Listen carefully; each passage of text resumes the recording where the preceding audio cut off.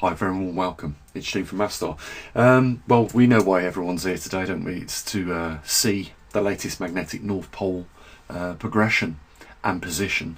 So if you're following on your Google Earth and you want to put your pin in, then you're going to want to put it in at 81 degrees, 45 hours, 27 minutes, 47 seconds north by 114 degrees east, 7 hours, 52 minutes and 50 seconds east.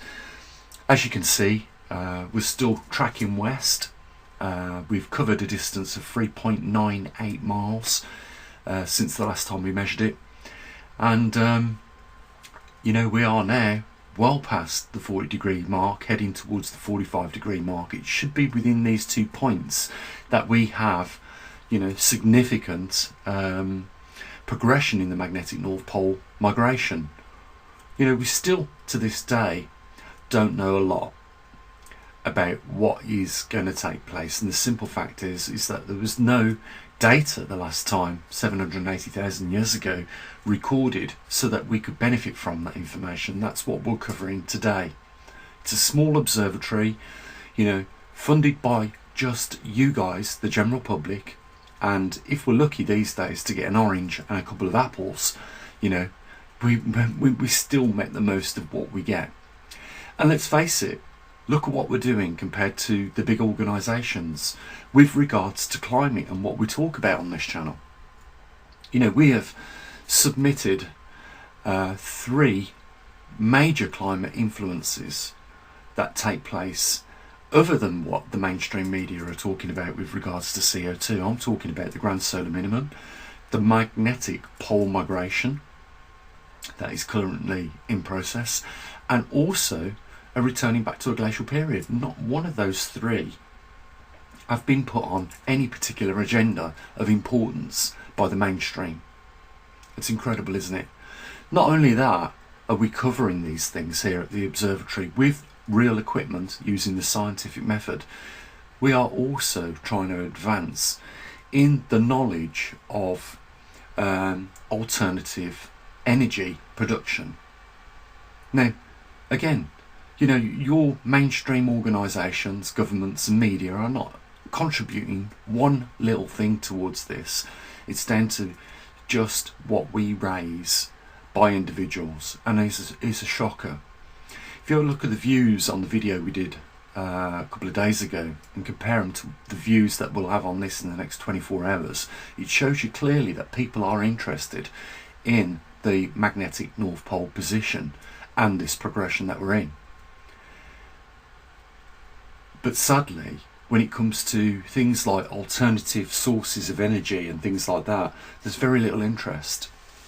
And it's a shame that it is that way, because we're doing everything we can here at this observatory to improve things for you guys, not only keep you informed of these 3 major anomalies that are taking place, but also advance in the technology and production, hopefully one day, of a better solution for you and your family in obtaining that energy that you require. That could possibly, think about this, change the way the world is today.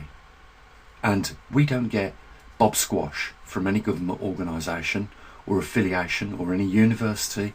It's left down solely to what we get in terms of a couple of oranges and a couple of apples in donations, and your enthusiasm to support us.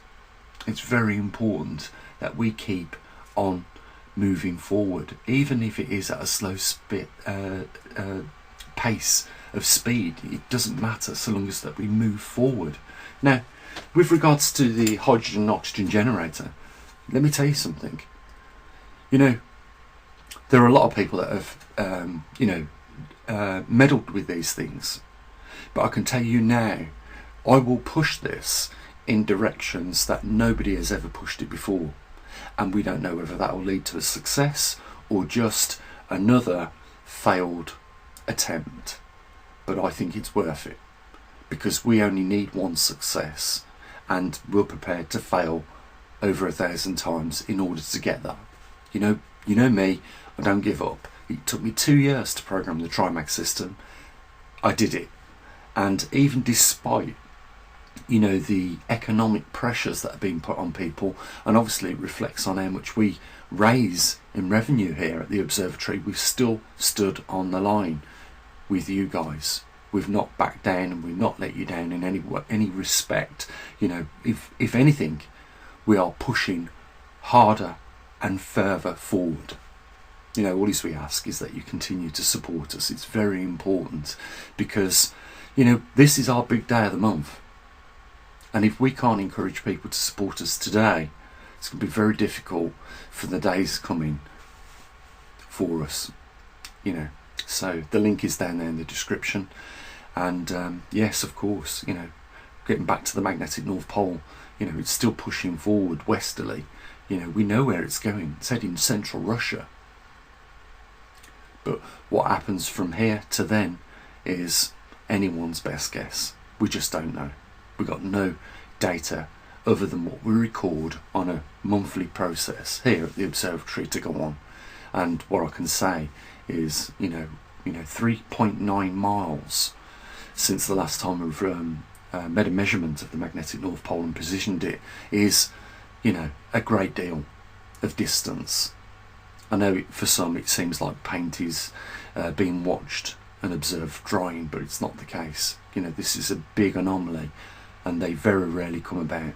And the last one came about, I'm talking about the excursion, 12,000 years ago. Even that's a big number. But if we're talking about the full magnetic reversal, which is 500,000 years, 500,000 years overdue, you know, that is a big event that rarely comes around.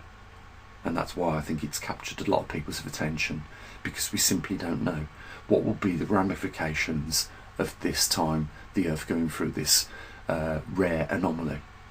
So stay tuned, guys. We will try our best to keep you informed as to what is progressing in this nature. Like I said, link down there, guys. And if you want to support, you know, I am very grateful for that, and for those that do. Take care of your loved ones, as always. Bye for now.